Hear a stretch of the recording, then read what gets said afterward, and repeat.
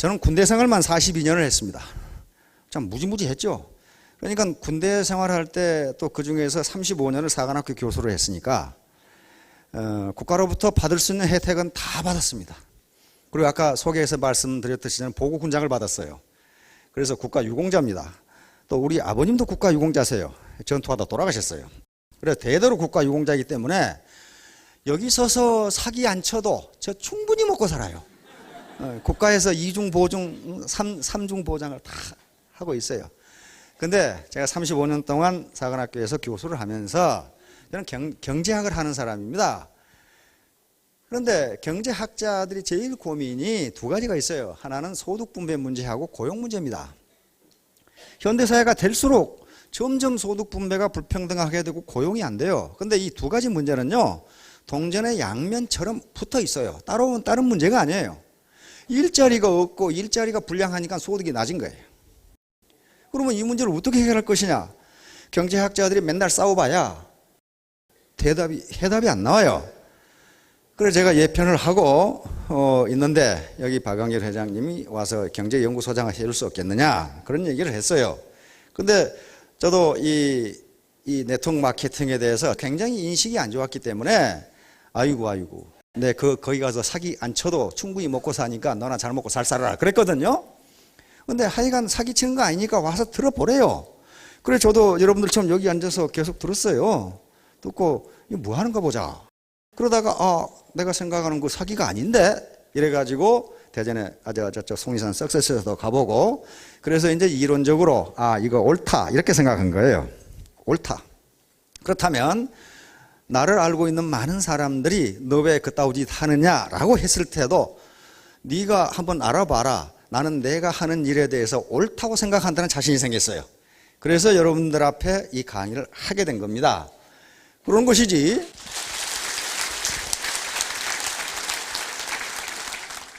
그래서 저는 국가와 사회로부터 너무 많은 혜택을 받았기 때문에 내가 알고 있는 지식 기부, 지식을 기부해 주자. 즉 봉사하는 차원에서 여기 나와 있습니다. 요즘 그 진품명품이라는 프로그램 좋아하시는 분 많죠, 어르신들?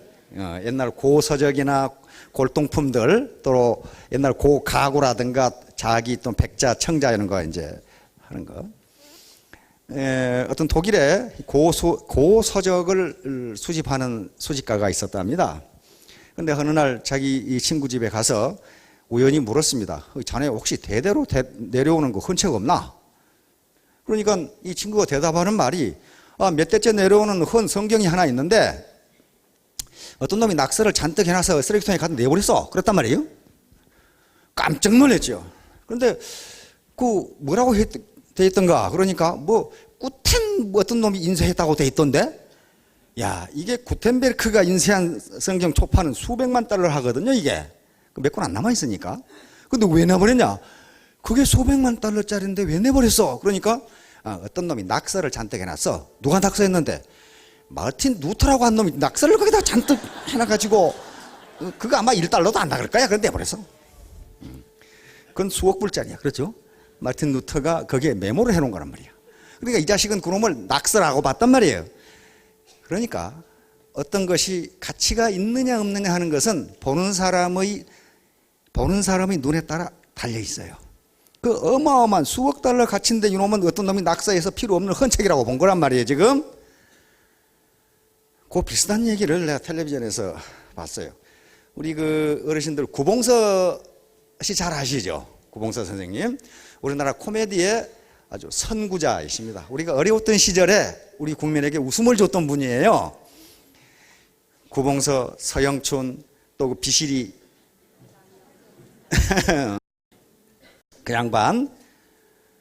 근데 그때는 무슨 코미디 작가가 있는 것도 아니고 자기가 아이디어를 내서 그때는 만담 끝나고 이제 코미디라고 있었죠.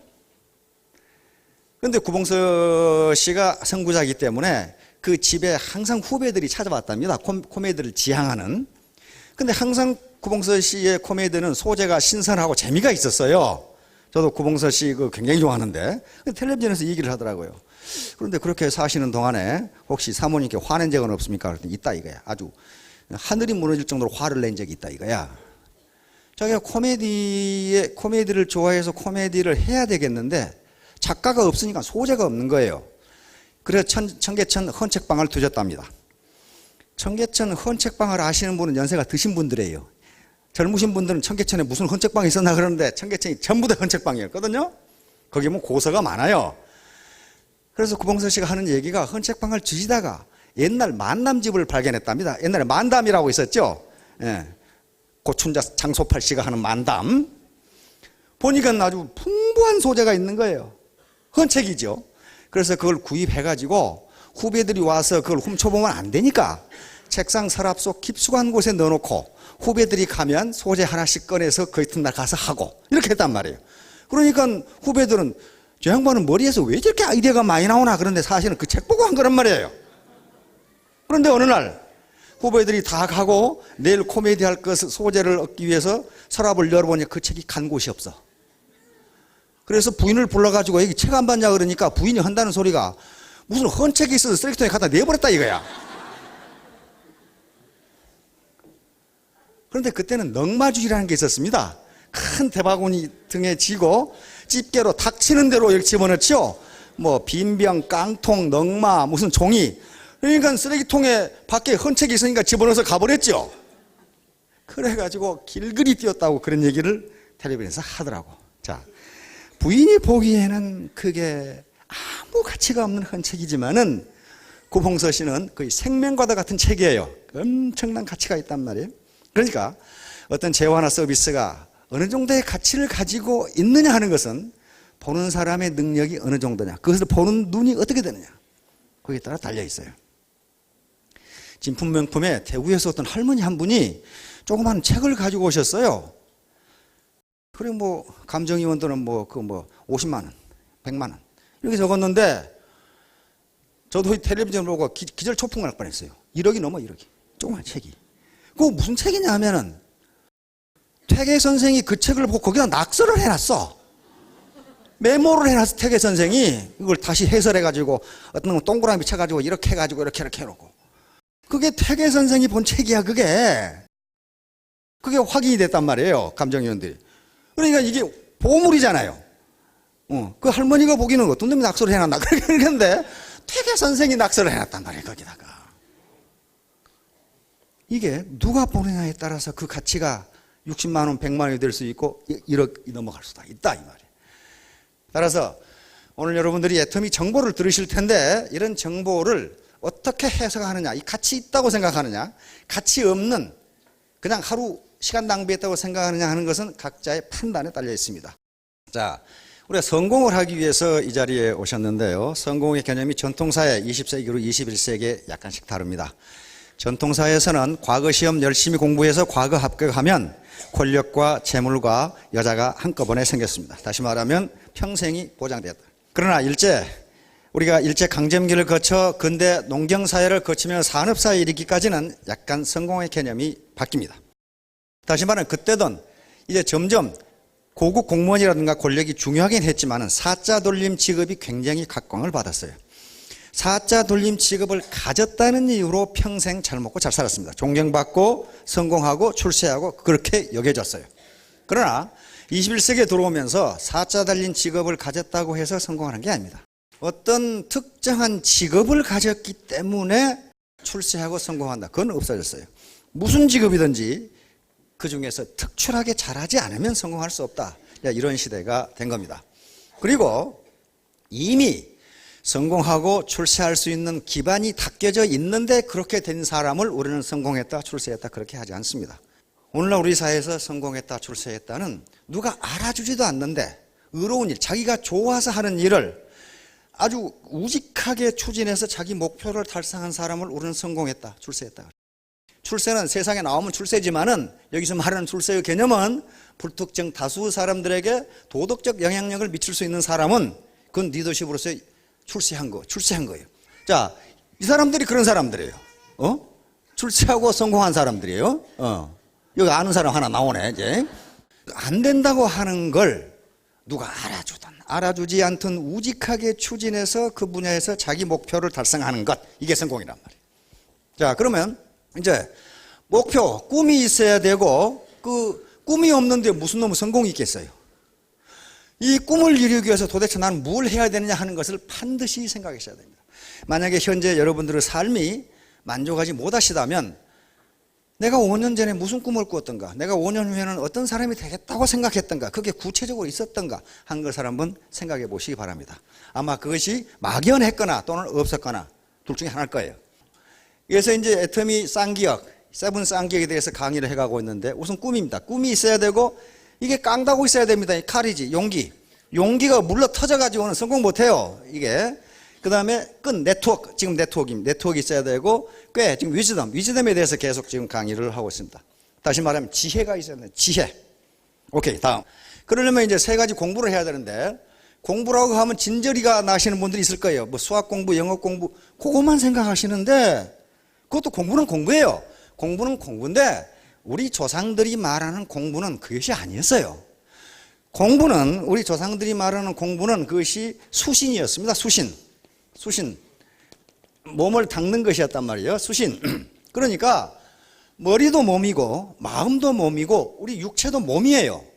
수신이니까. 그렇죠. 이걸 닦는 거니까 머리 공부, 머리로 하는 지식의 습득이나 지혜의 습득도 공부고, 마음, 다시 말하면 양심이라든가 정직성, 도덕성, 윤리성 또는 내가 반드시 성공하겠다는 결심과 결의, 이것도 공부예요. 머리에 지식이 아무리 많이 들어있어도 마음이 이게 모질지 못하다 하시면 용기가 없다. 결심을 못한다. 뭘 할까? 결정을 못한다. 이건 공부가 안 된 사람이에요 지금. 그 다음에 머리 공부와 마음 공부를 했으면 몸으로 뛰어야 됩니다. 엉덩이 붙이고 앉아 있어 가지고는 얻을 수 있는 것은 엉덩이에 땀띠밖에 없어요. 반드시 뛰어야 돼. 몸으로 뛰어야 돼. 이게 세 개가 어우러져야 드디어 성공하고 출세할 수 있다. 자, 오늘 그래서 여기 모여서 여러분들이 하시는 것은 머리 공부와 마음 공부를 하는 겁니다. 그리고 이제 끝나면 몸으로 뛰어야 돼요. 자, 교토상굴입니다. 이 교자는 교활할 교자, 그러니까 꾀가 많다 그 말이에요. 이 토자는 요거예요. 이렇게 생겼죠. 토자가 토끼 토자입니다. 석삼자 굴. 그러니까 꽤 많은 토끼는 굴을 3개 판다 그 말이에요. 그래야 죽지 않는다 그 말입니다. 죽지 않는다. 굴 하나 파가지고 복숭아한테 걸리면 어떡하겠어요? 잡아 죽혀요. 그래서 꽤 많은 토끼는 굴을 3개 판다. 근데 이 교토상굴 요게요, 2011년 지난해 현대그룹에 신년 사자성어 했어요. 살 길을 찾자. 근데 금년에 삼성그룹이 요걸 택했어요. 교토상굴. 이게 국제경제, 국내 경제가 어렵다. 잘못하면 망한다. 탈출구를 3개를 찾자. 교토상굴. 요겁니다. 그러면 우리도 이제 굴을 3개를 파야 되겠다. 그렇지 않으면 노후가 불행하게 될 가능성이 있다. 그런 말이에요, 지금. 자, 현대는 불확실성 시대입니다. 지금 과학이 발전하면 발전할수록 지금은 이제 농경시대와 산업화 시대를 지나서 현대사회를 지식정보화 시대 또는 창조시대라고 부릅니다. 다시 말하면 창의적인 아이디어가 있지 않고서는 살아남기 힘들다. 기업이든 개인이든 그렇다. 지금 그런 얘기, 국가도 마찬가지입니다. 그러니까 점점 농경시대에서는 세상 변하는 속도가 너무 느리기 때문에 고등학교, 중학교만 졸업해도 평생 지식인으로 살았고 대접받고 살았어요. 대학 졸업하면 항상 뭐 평생 대학 졸업자로 그렇게 살았고, 그러나 지금은 그렇게 되지 않습니다. 내일 무슨 일이 일어날지, 내일 어떤 기업이 망할지, 내일 어떤 기업이 새로 성장할지 알 수가 없어요. 불확실성 시대입니다. 종신고용 시대는 이미 지났습니다. 우리나라도 끝났고 일본에서 먼저 시작됐는데 일본에도 끝났어요. 미국은 이미 끝난 지 오래되고. 그러니까 과거에는 굴이 하나만 있어도 평생 먹고 살았어요. 농사 짓는 사람은 평생 농사를 지었고, 가게하는 사람은 평생 가게를 했고, 기업에 취직한 사람은 평생 거기서 만년 과장이어도 쫓겨나지 않고 정년퇴직까지 했어요. 그러니까 굴이 하나만 있어도 평생 먹고 살고 안 죽었어요. 지금은 그런 것이 끝났습니다. 그러니까 투잡, 쓰리잡, 제2의 인생, 제3의 인생을 살지 않을 수가 없어요. 미국 같은 경우요, 우리 교포들 쓰리잡, 투잡, 쓰리잡, 포잡까지 해요. 그렇지 않으면 미국에서 먹고 살기 힘들어요. 그렇게 해요. 그런데 이 시대가 지금 그렇게 되고 있다 그 말이에요. 그 다음에 요 교토 삼굴이라는 얘기는 언제적 얘기냐면요. 중국 전국시대 맹상궁과 관련된 얘기. 현대도 춘추 전국시대. 자, 이제 춘추 전국시대라는 말을 우리가 굉장히 많이 쓰는데, 요 춘추 전국시대는요, 지금 우리가 사는 시대에도 춘추 전국시대보다 더 했으면 더 했지, 덜 하지가 않아요. 자, 춘추 전국시대.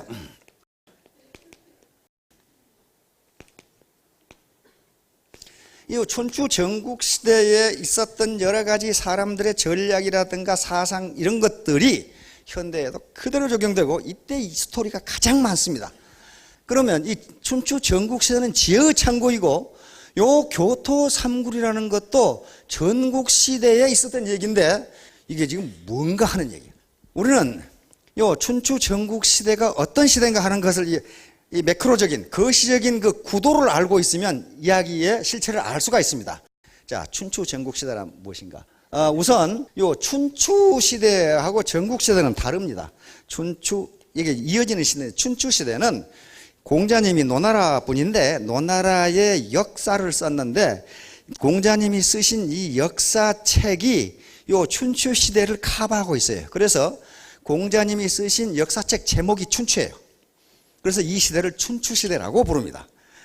그리고 그 후에 한 300년간 죽으라고 싸우는데 이때 한나라에 유한이라는 사람이 쓴 전국책이라는 책이 있는데 그때 역사를 써놓은 거예요. 그래서 그 시대를 전국시대, 합해서 춘추 전국시대 이렇게 부릅니다.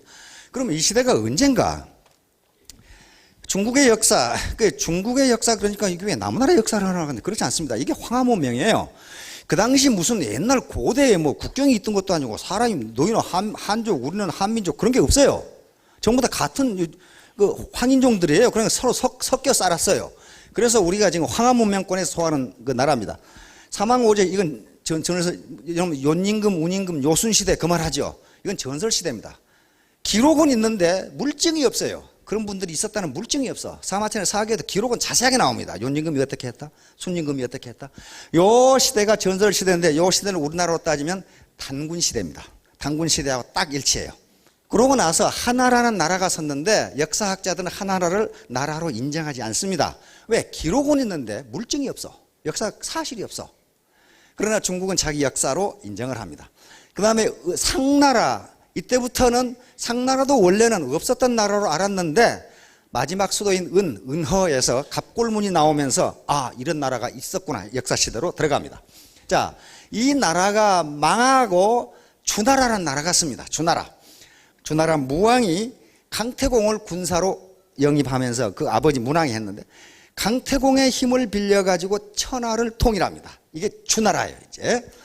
자, 그런데 현재 주나라의 모든 제도와 사상 그리고 예법은 중국에는 공산주의가 들어서면서 없어졌는데 우리나라에 그대로 나와 있어요. 지금 우리가 쓰는 모든 제도는 주나라에서 만든 겁니다. 이걸 그대로 갖다 쓰고 있어요. 예를 들면 종법제도, 종가제도 있죠. 무슨 이씨, 무슨 김씨, 종가. 이때 만들어 놓은 거예요. 중국에는 그런 거 없어요. 일본에도 그런 거 없고 미국에도 없어요. 종가라는 게. 그 다음에 가운데 서울이 있고 예를 들면 이쪽에는 경상남도, 경상북도, 전라남도, 전라북도, 충청북도, 충청 이렇게 돼 있는데 경기도를 보세요. 경기도는 서울을 뺑 둘러싸고 있어요. 그렇죠? 주나라에서 가운데를 왕이 직할 통치하고 그 주변을 기라고 그랬습니다. 기지방. 다시 말하면 서울의 기지방. 그게 경기도예요. 우리만 그렇게 쓰고 있어요. 이때 만들어 놓은 거예요. 그러니까 이런 식으로 주나라의 제도, 제법이라든가 예법 등이 다 이때 나온 거예요. 자, 그런데 주나라가 한 300년 지탱하다가 여기서 춘추 전국시대가 나옵니다. 그러면 이게 지금 무슨 시대인가 하는 겁니다. 자, 다음. 이게 이제 하상주 3대라는 게 중국 사람들이 항상 기본으로 삼는 역사가 여기입니다. 여러분, 뭐, 천하가 어떻고 그러는데요. 이게 지금 중국 땅덩어리인데, 여기 황하강 유역이 이게 하나라예요. 손바닥만 했어요. 그 다음에 상나라는 조금 이제 부족 국가들입니다. 부족 국가가 이렇게 모여 있어가지고, 여기서, 이쪽에 은어가 있는데, 여기서 갑골문이 나온 거예요. 한자가 나온 거예요. 그리고 주나라가 씁니다. 주나라도 이제 조금 커지는데, 그래도 황하유역, 여기가 지금 양자강인데요. 이쪽에 양자강 이쪽으로는 없습니다. 여기만 황하강 유역에만 이렇게 모여 사는데 이게 황하문명이에요. 자, 이제 춘추 시대가 나옵니다. 다음. 이게 지금 봉건제도예요. 봉건제도는 이제 주나라가 무왕이 넓은 지역을 통일을 하다 보니까 그 당시 통신시설이나 교통시설이 좋은 것이 아니기 때문에 지방에서 누가 어떤 반란을 일으킬지를 알 수가 없어요. 그래서 걱정이 태산 같았어. 이때 무왕의 동생인 주공이라는 사람이 봉건제도를 생각해냅니다. 다시 말하면 여기 이제 이 땅덩어리가 이렇게 있으면은 이 중앙을 왕실에서 직할 통치하고, 이게 이제 서울입니다. 왕실 사방 천리를 직할 통치하고, 여기는 어떻게 알 수가 없으니 이렇게 땅을 나눠가지고 믿을 수 있는 사람들에게 여기에 제후로 삼습니다. 누가 믿을 수 있습니까? 무왕의 형제들이 무지무지 많아. 옛날 그 귀족들은 마누라가 무지하게 많죠. 그래서 아들이 무지하게 많으니까 무지하게 많아요. 그래서 무왕의 동생들을 전부 다 이쪽으로 왕으로 보냅니다. 왕으로 보내요. 그리고 자기가 천하를 통일하는데 도와줬던 참모들, 도저히 배반을 안 할 사람을 임금으로 해가지고 보내줘요. 여기 산동반도를 차지하고 있던 나라가 제나라인데, 요 제나라의 초대 임금이 강태공입니다. 강태공. 하여간에 이렇게 해서 자기 동생들과 신하들에게 나라를 주는 것, 이걸 봉건이라고 합니다. 봉토를 주었다 그 말이에요. 그런데 중앙에 있는 왕의 입장에서는 지방에서 이 동생들이 반란을 일으키지 않는다는 보장이 없어요. 지가 왕하겠다고, 지가 다 차지하겠다고. 그러면 통신이 있는 것도 아니고, 무슨 첩보원이 있는 것도 아니고, 교통이 잘 발달한 것도 아니고, 그러면 이걸 어떻게 해야 반란을 못 일으키게 하느냐 해서 만들어낸 제도가 종법제도예요. 우리 집이 큰 집이고 너희는 작은 집이고, 우리는 조상을 모시는 종묘가 있는데 너희들이 인마 제사 지내는데 돈도 내고 세금도 내고 어려운 일 있으면 와서 부욕도 해주고, 작은 집이 형님한테 와서 말이지, 아버지 집에 와서 그래야 될 거 아니냐. 그게 종법제도예요. 그러니까 저놈이 나쁜 짓을 하면, 형님의 왕가의 말을 안 들으면 무력으로 치는 것이 아니라 저놈은 예를 모르는 놈이다. 인간 취급을 안 해. 그러니까 저놈은 권력자이기 전에 인간이 아니다, 이렇게 취급한 거야. 그러니까 아무도 배반을 못해. 저놈은 사람이 아니라는데. 사람이 아니라 그러면 어떻게 돼요? 국민들로부터 존경을 못 받아. 그렇죠? 그래서 이 종법제도 가지고 300년을 버팁니다. 그러니까 어떤 권력을, 군사력을 가지고 통치하는 것이 아니라 예라는 걸 가지고 통치를 해. 예.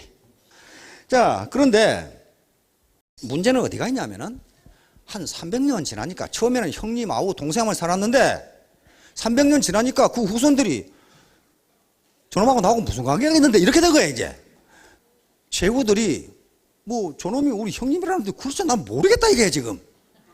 그래가지고 싸우기 시작하는 게 춘추시대예요. 춘추시대는 그래도 종가에 대한 종가를 무시하지 못해요. 왜냐하면은 요 제후국에서 요 제후국을 먹어야 되겠는데 무슨 명분이 없어.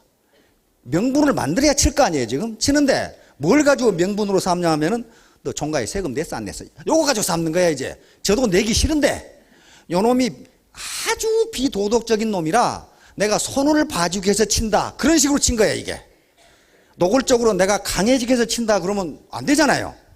요 놈이 인간적으로 못됐으니까 내가 따기를 한 대 갈기주려고 친다, 그런 방법으로 친 게 춘추시대예요. 그때는 그래도 형님 댁을 존경을 해줬어요. 전국시대가 되면요, 종가고 나발이고 나 모르겠고, 요게 전국시대예요. 이제 자, 요 시대 이야기입니다. 이제 요 시대.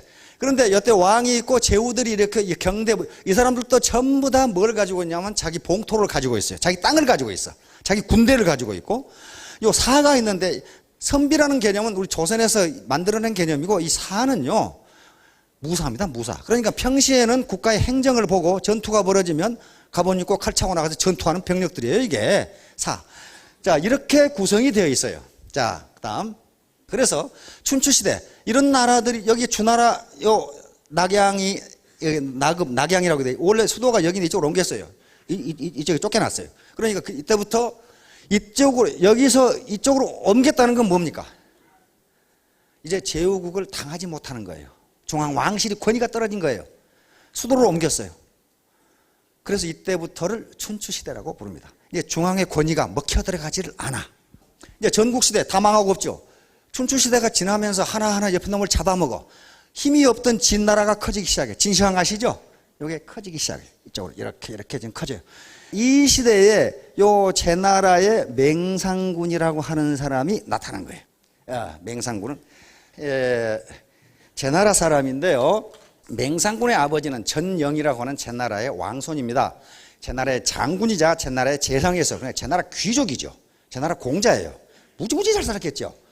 잘 살면 마누라가 많아. 그래가지고 이 전영의 아들이 40명이야. 그 중에 아들 하나가 전문이라는 아들이 있었어요. 전문이라는 아들이 있었는데 이 아들은 이 신분이 천한 첩에서 난 아들이야. 근데 생일이 5월 5일이었어요. 근데 중국의 속설에 생일이 5월 5일인 놈은 그놈이 키가 문에 닿을 정도로 크면 반드시 부모를 해친다. 그렇게 무슨 미신이 있어. 그래가지고 5월 5일 날 전문을 나니까 그 첩에게 저 자식을 키우지 말고 죽이라 그랬어요. 근데 엄마 입장에서 얘를 어떻게 죽입니까? 그렇죠.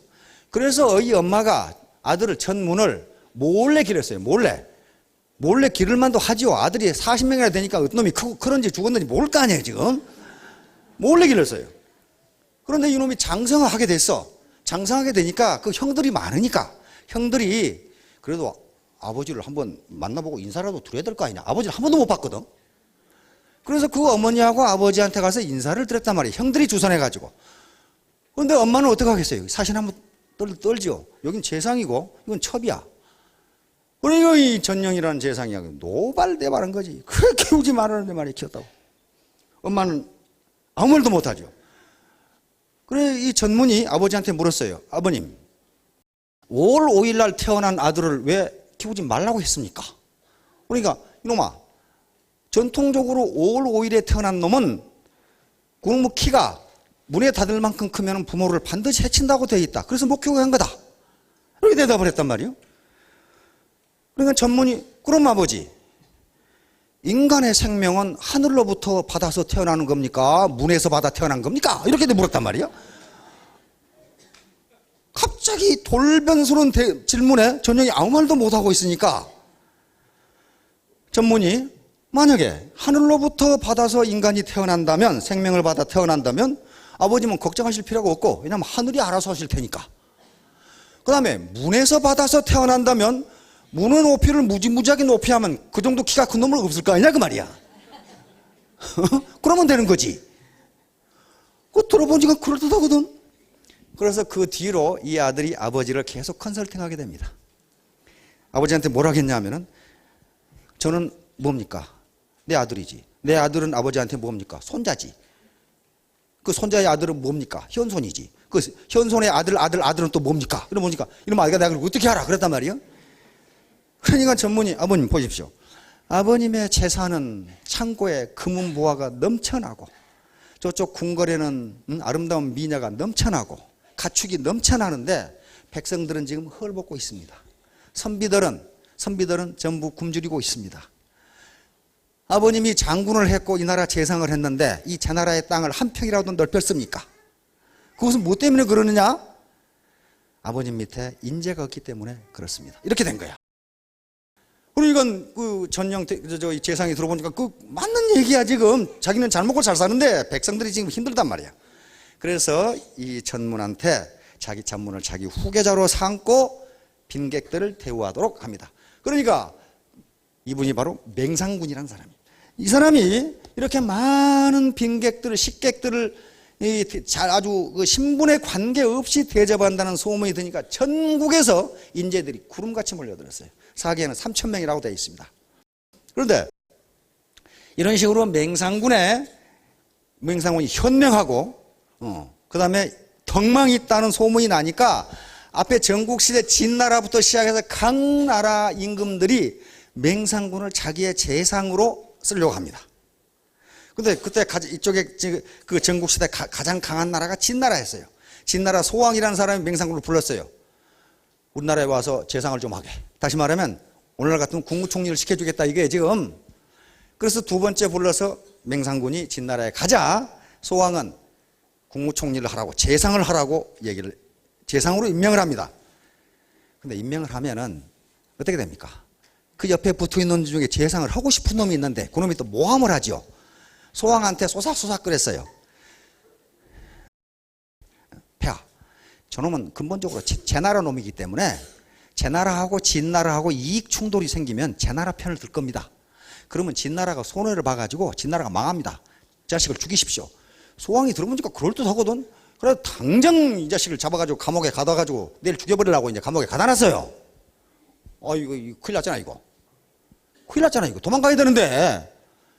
저놈을 살려두면 안 된다, 이게. 살려두면 어디 가서 재상을 하면 그 나라가 강해져가지고 우리가 망한다, 이거야, 지금. 그러니까 저놈을 죽이라, 이게. 그리고 소왕이 들어보니까 그럴 것 같아. 이게 큰일 났어요. 그런데 항상 거기에 누가 끼어드느냐? 여자가 끼어들어요. 이 따라간 식객들이 소왕이 가장 사랑하는 예첩을 국어 삶아가지고 예첩도로 석방을 하도록 합시다. 그래서 사랑하는 예첩을 측근을 보냈어요. 보냈더니 오늘날 같은 밍크코트를 한 불 주라 이거야. 밍크코트.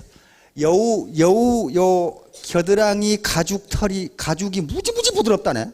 그걸로 만든 요 코트가 있대요. 근데 그건 누구한테 주로 선물하냐면 임금들한테 선물하는 거예요. 그 당시에 하더라도 여우를 몇 마리를 잡아야 겨드랑이 가죽으로 옷을 만들겠어요. 근데 그걸 맹상군이 하나를 가져왔는데 국무총리를 시켜준다는 임금에게 줘버렸어요. 이미 없어 지금. 그래서 먹물개나 먹었다는 유식한 이 식객들한테 수행원들한테 그거 어떻게 했으면 좋겠냐. 방법이 어떻게 하겠어요. 근데 그 말석에 짐지고 따라온 식객 하나가 좀도둑질을 아주 천재적으로 하는 놈이 있었어요. 도둑질의 아주 대가야. 어떻게 도둑질을 하냐? 요놈이 네 발로 기어가면 개가 기어가는지 사람이 기어가는지 몰라. 개 흉내를 잘 내. 그래가지고 그놈이 그 문제없다 이거야. 근데 궁중 임금 자는 데 가서 그거 가지고 어떻게 돼? 그래가지고 요놈이 식은죽 먹기로 그걸 가져와 버렸어 다시. 그래가지고 예첩한테 주니까 예첩이 즉각 뛰어가서 어떻게 구워 삶았는지 소왕이 석방하라 이렇게 된 거예요 지금. 근데 그 밤중으로 도망가야 돼. 마음 변하기 전에 도망가야 되거든. 근데 국경 관문을 통과해야 되잖아요.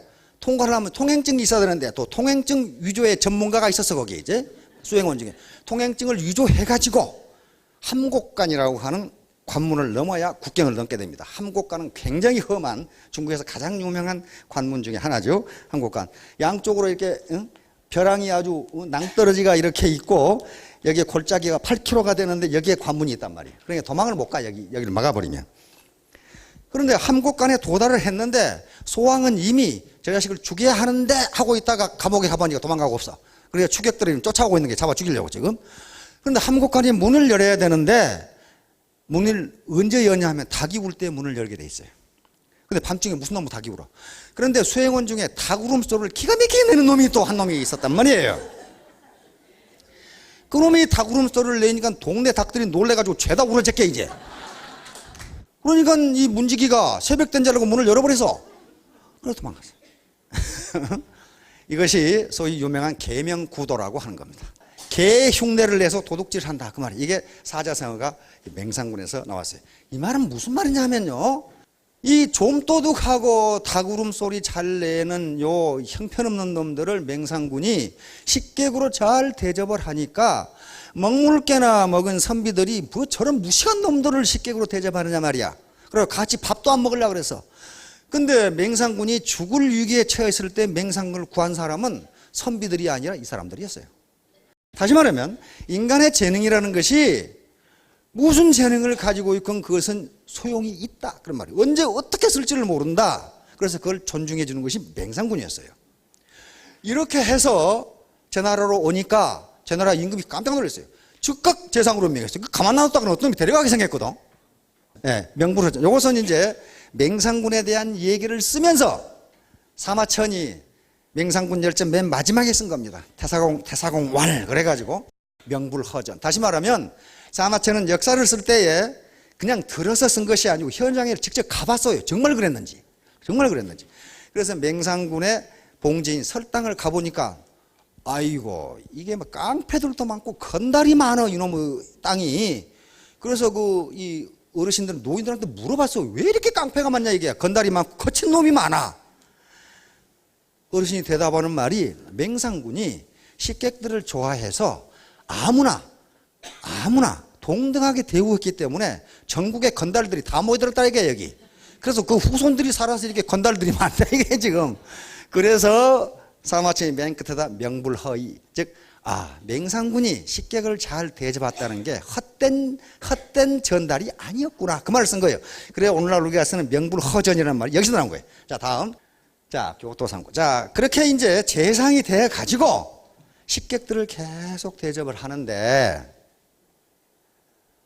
하루는 거지 같은 식객이 하나 왔어요. 그런데 식객이 오면 항상 맹상군 자기가 면담을 했어. 면담을 하고 병풍 뒤에 기록관이 있어가지고 그 식객의 주소를 반드시 적어놨어요. 그 집을 도와주기 위해서. 그런데 식객이 왔는데 완전히 거지 같은 놈인데 자네는 뭘 잘하나? 그러니까 잘하는 거 없습니다. 이렇게 되단 말이에요. 뭘 좋아하는데? 좋아하는 거 없습니다. 이렇게 되단 말이에요. 그래서 숙사가 A, B, C 등급이 있는데 C등급 숙사에 보냈어요. C등급 숙사는 채소만 나오는, 식사가 채소만 먹는 그런 이제 기숙사입니다. 그러니 이놈이 밥을 먹다가 불평을 해. 고기 안 주냐 이게. 이 거지가 불평을 해. 그러니까 맹상군이 B급으로 옮겨졌어요. B급은 뭐냐 하면 고기 반찬이 나오는 기숙사예요. 고기 반찬으로 나오는 기숙사로 옮겼는데 또 불평을 해. 왜 자가용 안 주냐 이거야. 다시 말하면 내 출입할 때 왜 술에 안 주냐 이게 술에. 그러니까 고기도 먹고 자가용도 줘야 되는 자가용 안 준다 이거야. 그러니까 맹상군이 다시 A급 기숙사로 옮겨졌어요. A급 기숙사는 고기 반찬에 자가용과 출애까지 나오는 이제 기숙사예요. 이제 불평이 없겠지 했는데 웬걸 왜 집을 안 주냐 이거야 집을. 그래서 이게 무슨 분명히 곡절이 있겠다 싶어서 그 주소를 가보니까 노모가 가난하게 살고 있어. 그래서 그 노모에게 생필품을 대주고 쌀을 대주고 하니까 그때부터 불평이 없어. 그러니까 노모 때문에 지금 그렇게 한 거예요 지금. 자, 그런데 한 1년이 그냥 쑥 지났어요. 무사히 그냥 그 사람이 풍환이라는 사람인데 전국책에는 풍헌 그렇게 나오고 풍환 똑같은 사람입니다. 그런데 이게 식객이 하도 많으니까 설이라는 봉지에서 받은 세금만 가지고는 식객을 다 먹일 수가 없어 맹상군이. 그러니까 자기 봉지에 돈놀이를 했어요. 돈을 빌려주고 이자를 받았다. 고리 때 이자를 했단 말이에요. 아니 근데 돈을 빌려준 지 1년이 지났는데 어떤 놈이 원리금은 그냥 이자도 안 갚아. 그러니까 누가 가서 돈 좀 받아오라고 그러니까 드디어 이 거지가 나서 내가 받아온다 이게 내가. 그러니까 뭐 달리 간다는 놈도 없고 그래서 그놈이 간다고 그러니까 차용증을 전부 주면서 이 돈 받아오라 이게. 그래서 뭘 사올까요? 그러니까 이 집에 없는 걸 사오라고 이제 그렇게 하고 이제 그놈이 간 거예요.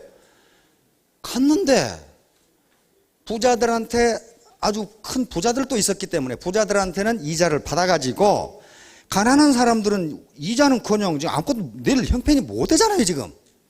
그래서 부자들한테 이자를 받아가지고 그 돈을 가져온 게 아니고 거기서 술을 빚고 소를 잡아가지고 잔치를 벌렸어요 그냥. 이거 우리 주인께서 이렇게 하라고 그랬다고 그냥 큰 잔치를 벌여요. 그리고 부자들한테는 언제까지 원금 갚아라 이렇게 해놓고 가난한 사람들은 그 차용증을 전부 불태워버렸어요. 다시 말하면 우리 주인이 이렇게 하라 그랬다 이거야. 주인은 저기서 노발대발을 하고 있는 거지. 지금 이 자식이 돈 받아오라고 했더니 차용증을 다 태워버렸어요 지금. 다 태워버리고 돈을 한 푼도 안 가지고 술 파티를 벌여버린 거예요 지금 거기서.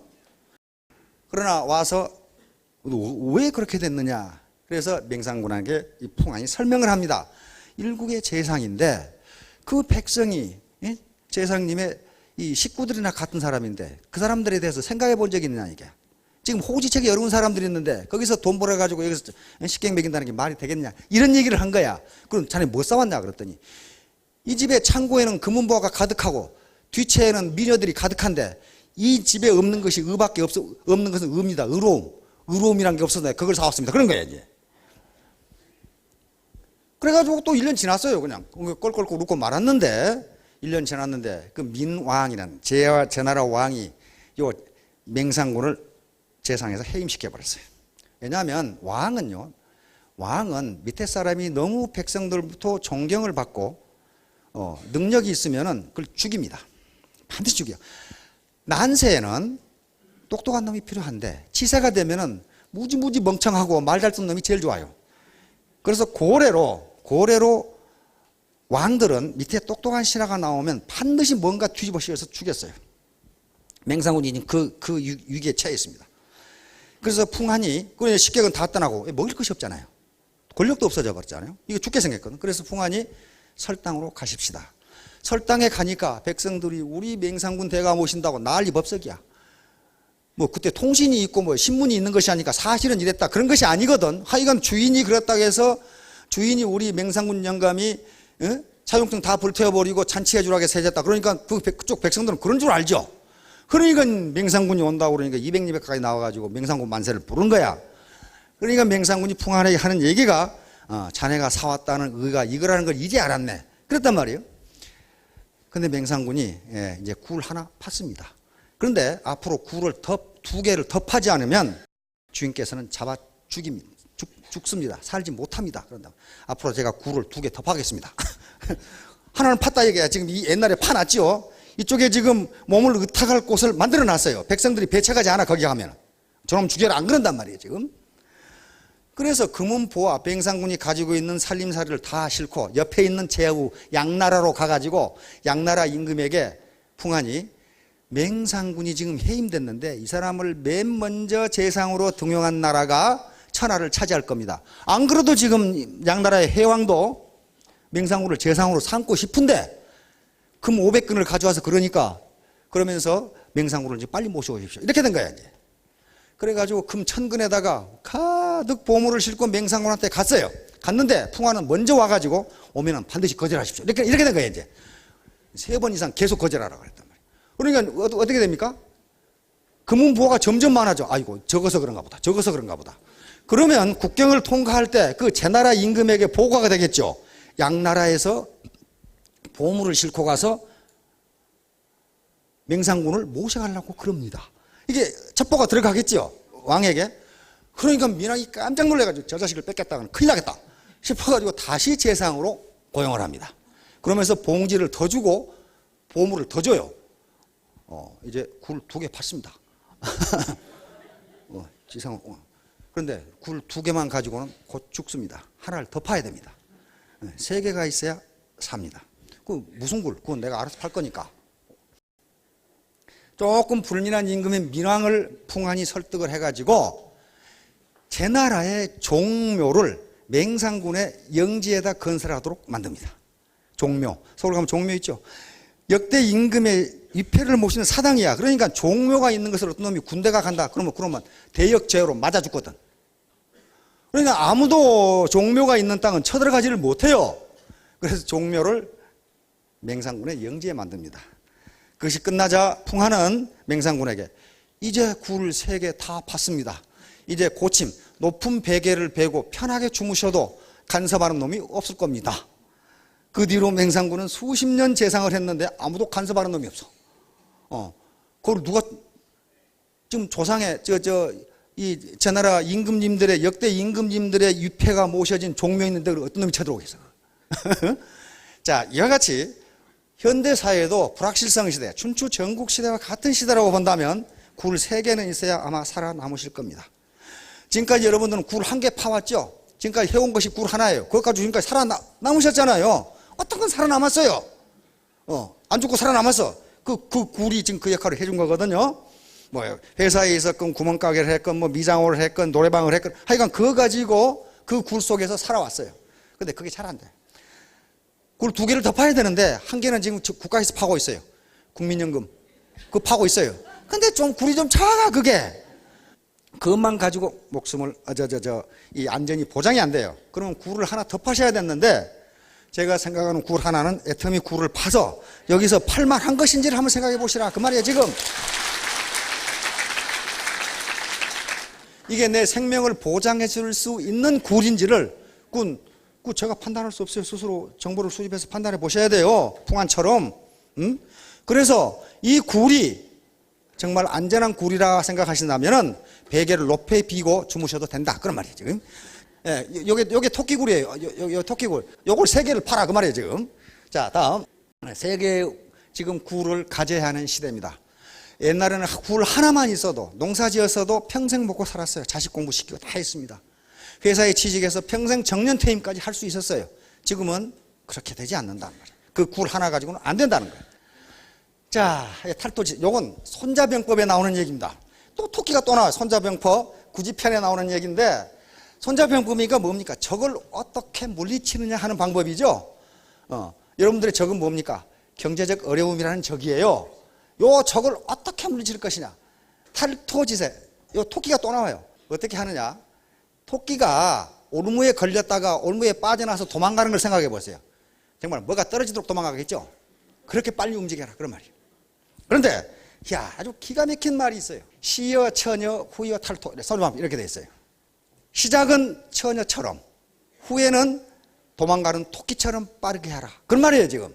그러니까 처음에는 처녀가 어떻게 행동합니까?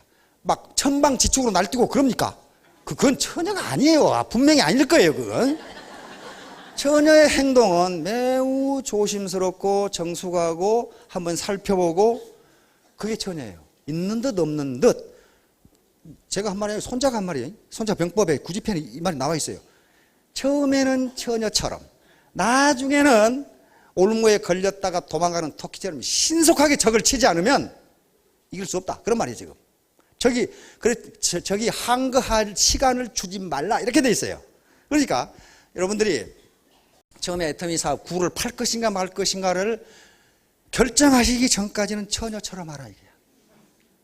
아주 조심스럽게, 조용하게 살펴보고, 이 남자의 조건이 어떻게 되는가 아주 꼼꼼하게 따져보고, 그렇게 해야지 천방지축으로 해가지고는 그게 뭔가 좀 이상하단 말이야. 그건 며칠 못 가서 또 이혼하죠, 또.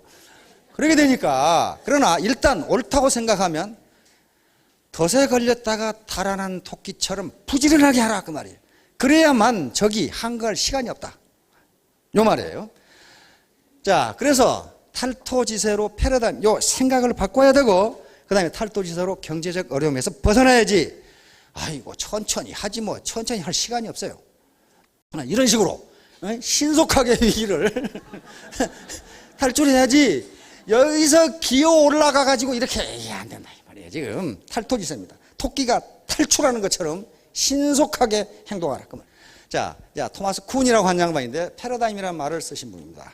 20세기의 가장 위대한 과학자 중에 한 사람으로 꼽히는 사람이 토마스 쿤입니다. 우리의 인간의 과학이 어떻게 발전하는가를 패러다임이라는 말로 설명한 분이거든요. 자, 다음. 이게 이제 패러다임이에요. 야, 여기 나오신 분들이 뭐 그렇게 똑똑하고 무슨 가방끈도 별로 안 긴 것 같은데 어떻게 2년 만에 2억이 되고 3억이 되고. 근데 여러분 보세요. 뭐 눈이 3개 달렸습니까? 코가 3개 달렸습니까? 안 그래요. 또 직업이 뭐 비가 번쩍 뭐 장군입니까? 그런 거 아닙니다. 어떻게 이게 가능할까요? 어떻게 가능할까? 곱셈의 법칙이 작용하기 때문에 이게 그렇게 되는 겁니다. 곱셈의 법칙이 작용하지 않으면요, 이 용빼는 재주가 있어서 그렇게 못합니다. 종업원들에게 임금을 주기 시에라는 구두쇠 사장님이 있는데, 어떤 사람이 와서 사장님, 저는 오늘 1원만 주시고 내일 2원 주고 모레 4원 주고 그렇게 한 달만 주십시오. 그러니까 가만히 계산해보니까 3,000원이면 되겠거든. 옳거니 그렇게 하자, 이렇게 되단 말이에요. 근데 과연 3,000원이면 되는가 보세요. 1원, 2원, 4원, 8원. 근데 이게 열흘이 지나도 1,000원밖에 안 돼. 열흘이 지나도. 그렇죠? 그러니까 열흘까지 계산하면 1,000원, 30일이면 3,000원, 만에야 10,000원, 그렇게 될 거다. 천만의 말씀이에요. 이게 보세요. 10억 7,374만 원. 이게 바로 배가, 즉 바이너리의 방식입니다. 나가 있고 이렇게 뻗어나가죠. 이게 딱 그거거든요. 딱 배수로 뻗어나갑니다. 이게 2의 0승이죠. 2의 1승이죠. 2의 2승이죠. 이게 4. 이런 식으로 뻗어나가서 30단계를 나가면요, 억이 넘는다, 그 말이에요. 그러면 이게 가능하려면 어떻게 되냐 하면요, 수당이 단계에 관계없이 계속적으로 자기 수당과 관계가 있어야 이게 성립해요. 몇 단계, 10단계에서 끊어버리면 1,000원밖에 안 나와요.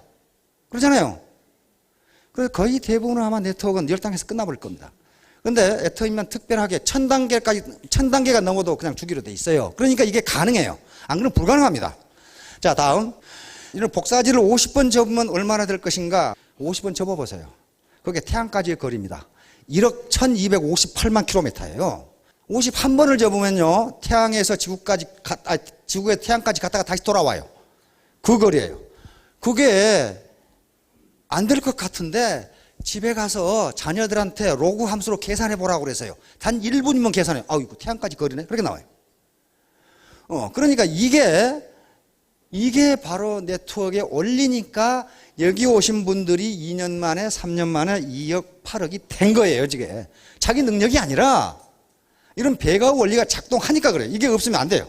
그래서 이 패러다임의 전환이라는 게 천천히 이렇게 바뀌는 게 아니고 어느 날 갑자기 바뀌는 거란 말이에요. 천동설이 지동설로 바뀌는 것처럼 이 사업은 사기 사업이다, 이것이 아니다, 유망한 사업이다, 정의로운 사업이다, 이렇게 바뀌는 게 어느 날 갑자기 바뀌는 거지 천천히 바뀌는 게 아니라 그 말이에요. 자, 다음 유비무한. 미리 대비해 놓으면 후환이 없다. 미리 준비해 놓으면 뒷 걱정이 없다. 이 서경에 나오는 말이고, 그 다음에 춘추좌전이라는 책에 나옵니다. 다시 말하면 미리미리 다음에 어떤 일이 일어날 것인가를 대비해서 준비를 해라. 일본에 작년에 해일 쓰나미 왔었죠. 근데 피해를 전혀 안 입은 마을들이 몇 군데 있었다 그래 신문에서 봤어요. 누가 잘했느냐? 촌장님들이 잘했어요. 촌장님들이 계속 주민들이 반대하는데 역사적으로 보면은 방파제 높이가 몇 메타 이상은 돼야 된다. 다른 모든 사람들은 그거 낭비다. 언제 그런 게 오느냐. 근데 그게 온 거예요, 지금. 그래서 그 말을 한 사람도 안 주겠어요. 이게 유비무환이에요. 유비무환. 막무가내로 해서는 안 된다. 그래서 현대인들도 유비무환의 태도가 필요하다. 왜 지금 불확실성 시대이기 때문에 다음에 어떻게 될지 알 수가 없다. 그런 말이에요, 지금. 미리 대비를 해야 된다. 즉, 구를 하나 더 파둬야 된다. 그 말. 야, 거한 사이. 편하게 살 때에 위기를 생각하라. 그 말이에요, 이거. 요 편안하게, 지금 편안하게 안 사실 텐데, 요걸 다시 해석하면요. 그래도 사지 멀쩡하고 움직일 수 있을 때 노후를 생각하라. 그 말이에요. 노후. 그때 대비해 놓지 않으면 나중에 기동이 불편해지고 아프게 되면 이거 낭패라. 그 말이에요. 지금 움직일 수 있을 때, 편안할 때, 내 육신을 내가 움직일 수 있을 때, 내가 위기는 언제입니까? 아프거나 경제적 어려움이 닥칠 때 어떻게 할 것이냐. 자, 거한 사이. 자, 다음 선직제인. 먼저 선수를 치면 다른 사람을 제압할 수 있다. 그 말이에요. 먼저 선수를 치면 다른 사람을 제압할 수 있지만은 다른 사람이 네가 꿈을 그리고 있고 다른 사람이 선수를 치면 너는 그 사람에게 제압당한다. 이렇게 나와 있어요. 다시 말하면 결심을 하는데 너무 뜸을 들이지 말고 빨리 행동으로 옮겨야 앞서갈 수 있다. 지금 그런 얘기예요, 지금 선직제인. 자, 다음 고정관념을 깨자. 이제 결론인데요. 제가 지금 손가락이 무지무지 불편해요. 월요일 날 아침에 출근을 하려고 화장실에 갔더니 벌이 아주 어마어마하게 큰 벌이 하나 들어와 있어요. 그걸 우리가 어렸을 때 시골에서 호박벌이라고 그랬거든요. 시커매가지고 덩치가 무지무지 큰 놈이에요. 근데 어디로 들어왔는가 했더니 화장실에 창문이 이제 벽에가 그 창문이 이렇게 생겨가지고 여기 이제 창문 프레임이 중간에 이제 이렇게 있고 여기는 붙박이 창문이에요. 이게 아마 조명을 받게 하기 위해서 놔둔 거예요. 여기 요 창문은 다시 또 프레임이 이렇게 있어가지고 여기 꼭지가 이렇게 달려가지고 이렇게 밀면 밖으로 열리고 닫으면 이게 환기 창문이에요. 근데 이제 이게 이제 봄이니까 이 환기 창을 열어놨단 말이에요. 열어놓으니까 이쪽으로 들어온 것 같아. 들어왔는데 이 어마어마하게 시커먼 덩치가 무지무지 큰 놈이 여기서 계속 이렇게 날아다니는 거예요. 이거 저 자식이 어떻게 되는가 보자 하고 이쪽으로 탈출하게 하려고 이 문을 더 열었어요. 쏙 밀어서 저놈이 나가는가 보자 하고 못 나가. 계속 밝은 요 큰 창 밑에서만 알고 팍 부딪혔다가 유리에 부딪히면 어떻게 됩니까? 팍 떨어졌다가 다시 또 나갔다가 이것만 계속 하고 있어. 계속 보고 있었어요. 어이구 저 자식 저거. 나는 우로 이렇게 나갔으면 좋겠는데 이게 불과 한 15cm밖에 안 돼요. 창틀을 이렇게 올라가면 나갈 수가 있어요. 그래서 이놈이 이제 아마 밤새도록 그런 것 같아. 계속 헤딩을 한 것 같아. 여기다가 이제 나가려고. 드디어 날지도 못하고 어쩌지도 못하고 이제 기진맥진해가지고 붙어 있어요. 그래서 내가 그건 인도주의가 아니고 자연보호라고 그럴까? 그래서 그래도 옛날에 내가 벌을 몇 번 쏘아봐서 벌 쏘면 무지무지 아프다는 걸 알거든요. 그래서 등산용 장갑을 끼고 이 자식을 잡아서 창문으로 하려고 이렇게 잡았는데 이 자식이 여기를 쏘아버렸어. 이게 아주 지금 그래서 이게 이렇게 붙는 거야. 이제 이게 손가락에 통 무지무지 아프거든요. 그거 쏘면. 그러나 그 아픔을 무릅쓰고 그걸 잡아서 탈출을 시켜줬어요, 밖으로. 자, 그런데 왜 이런 현상이 나타나느냐? 벌의 고정관념 때문에 그렇습니다. 벌하고 파리를요, 병 속에 잡아다가 넣고 병의 뚜껑을 열어버리고 뚜껑을 어두운 곳에 놔두고 어두운 쪽으로 향하고 이쪽 바깥으로 밖에 해두면 벌은 탈출을 못합니다. 벌은 고정관념이 밝은 곳에 문이 있다고 하는 고정관념이 있답니다. 밝은 곳에 탈출구가 있다, 이렇게 생각하는 거예요. 그래가지고 계속 병 뒤쪽이 밑바닥이 밝으니까 그쪽만 대고 대가리를 이렇게 찌는 거예요. 못 나가. 저쪽에 어두운 곳에 문이 있다는 생각은 전혀 안 하는 거예요, 벌은. 근데 파리란 놈은 어둡고 자시고 아무데나 날아다니는 거예요. 날다가 쏙 나간다는 거예요, 그쪽으로. 벌은 탈출을 못해 죽어요, 거기서. 파리는 아무데나 날다가 날아가 버려, 그냥. 그래서 파리가 극지방이나 고산지대의 환경이 열악한 지역에서도 살아남을 수가 있답니다. 고정관념이 없어. 아무데나 그냥 막 지가 좋은 데로 막 가는 거야, 그냥. 자, 그렇듯이 이 고정관념은요, 모든 인간은 고정관념을 다 가지고 있는데 누가 그 고정관념을 깨느냐에 따라서 선직제인이 될 수도 있고 다른 사람에게 제압을 당할 수도 있어요. 자, 그래서 이것이 과연 애터미 사업이 내 노후를 보장할 수 있는, 즉 노후의 베개를 높이 베고 잘 수 있는 굴이 될 것인지 스폰서라든가 파트너들께 잘 정보를 들어보시고 꼭 성공하시기 바랍니다. 감사합니다.